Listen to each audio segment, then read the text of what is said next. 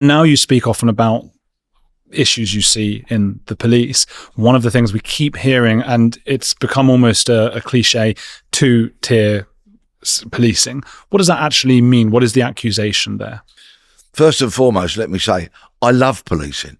My wife did over 30 years. So under our roof, there's over 50 years policing experience.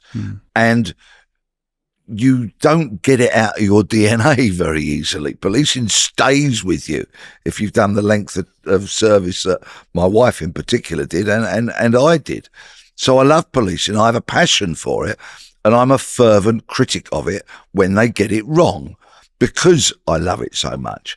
And whenever I'm with police officers, I'll ask the difficult questions because I love policing so much and because it's so important and because they should get it right. But in recent years, we have seen time and time again, policing getting it manifestly wrong on so many levels. And so to answer your question about two-tier policing, I've been saying for many, many years, there is inconsistent policing. In fact, it would be kind of bonkers if there wasn't inconsistencies in policing in some regards. For example, a PC that's come out of training school and has a couple of weeks service and gets called to a park to deal with a couple of ruly kids on bikes, for example, will probably deal with that situation completely differently from a 25-year veteran police officer who gets called to the same type of event. That is understandable, it's almost to be expected, and it can be forgiven, I'm sure, as long as both officers deal with it properly. Yeah. And that can be differently, differently can also be dealing with it properly. But now what we see, and if we rewind to very recent events, the gathering that took place, or the protests that took place in Whitehall and around Downing Street on the Wednesday after the Southport murders, those horrendous butchering and murdering of those sweet young kids. We saw very, very robust policing. I'm a fan of robust policing as and when it's appropriate and necessary. We did see very robust policing there. What kind of thing?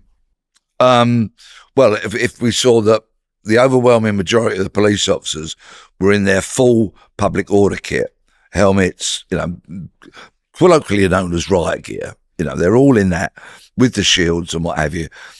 And we see, because people have filmed it and put it out there, orders being given to police officers, just arrest them, just go and arrest people, because they clearly objected to the assembly that was going on. There was some idiotic and illegal behaviour by people there, same as there was during the riots. If you throw a brick at a police officer, you're an idiot, and I have no sympathy for you, and you get what you deserve. And likewise with so much of the other idiotic behaviour at the rioting. But we see that. So that policing was in very stark contrast to the policing of the riot in Hare Hills in Leeds a few weeks earlier, when a double-decker bus got burnt out, and that all stemmed from the police forcibly taking a child into care and other children from a home.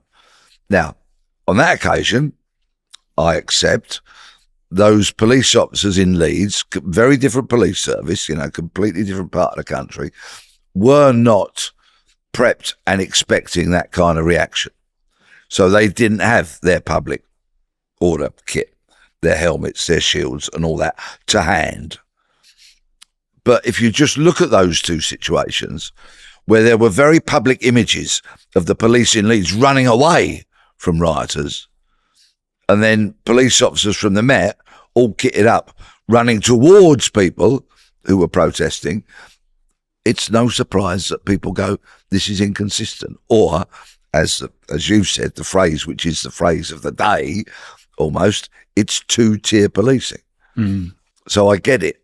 why people feel that way. There was just to summarise, there is a belief then among a lot of people now that the police, but not just the police, I would say the politicians, Keir Starmer, seem to go a lot easier on rioters who are immigrants than ones who are British citizens. Yeah, exactly. As Starmer lazily labelled everybody who got involved in the recent riots as being far right, with just a lazy, broad brush stroke. And of course, there is a method in his madness, isn't there?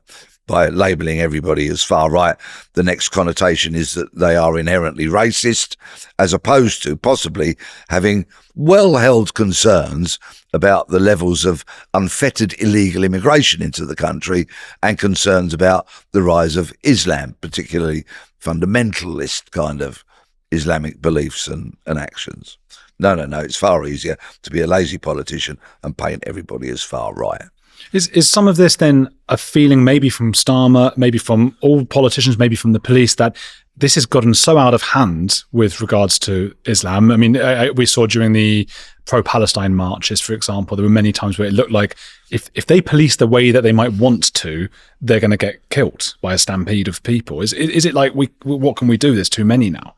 Yeah, with regards to the pro-Palestinian marches, I'm utterly convinced that such offences like shouting genocidal chants were allowed to carry on because the police simply didn't have the numbers of officers there. Yeah. And so then they explained what jihad meant to us. They were trying to say jihad means peace. Moral striving, isn't it, against, failings and all that game. Yeah, righto. I'm sure that was the context in which people were chanting it. Yeah, I really think it was not. However, what we have seen in very recent times, particularly with regards to the riots, nationally, 6,000 police officers were mobilised in the blink of an eye and then strategically placed around the country to initially quell and then deal with any other flare-ups of that rioting. Good. I'm glad that happened. I'm glad the rioting was brought to a close before anybody lost their life, for example, and before it got out of hand, and before the levels of criminality and damage reached those levels that we saw in 2011 with those riots, which were far more widespread, created much more damage and financial loss to countless the Tottenham people. riots. Yeah, it started in Tottenham and then, of course, spread throughout London and further, much further afield. So I'm glad that mobilisation happened. I'm glad the riots were fairly swiftly brought to an end. That's all fine by me. But then, of course, we also saw 7,000 police officers mobilised from the Metropolitan Police to deal with the recent Notting Hill Carnival, which, on many regards, turned once again into utter lawlessness.